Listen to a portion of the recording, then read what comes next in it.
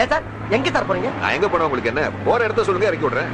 நான் அந்த ரைட்ல திரும்ப இறங்கிக்கிறேன். எது ரைட்டா? அந்த பக்கம் போக முடியாதுப்பா, ஒன் வே.